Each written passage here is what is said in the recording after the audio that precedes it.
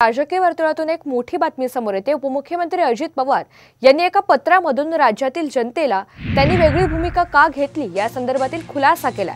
विचारधारा ध्येयधोरण यांच्याशी कोणतीही तडजोड न करता विकास कामे वेगाने मार्गी लागावीत याच उद्देशाने वेगळी भूमिका घेतल्याचा अजितदादांनी पत्रामध्ये खुलासा केला।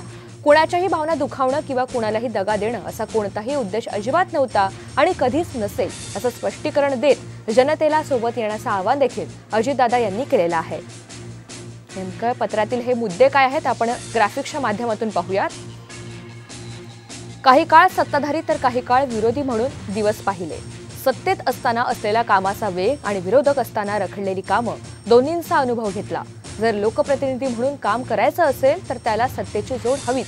ही वस्तुस्थिती नाकारून चालत नाही। विचारधारा ध्येयधोरण यांच्याशी कोणतीही तडजोड न करता विकास कामे वेगाने मार्गी लागावीत याच उद्देशाने वेगळी भूमिका घेतली। वेगळी भूमिका घेताना कुणाचा अवमान करणे, कुणाच्याही भावना दुखावणे, कुणालाही दगा देणे किंवा पाठीत खंजीर खुपसणे असा कोणताही उद्देश अजिबात नव्हता आणि कधीच नसेल।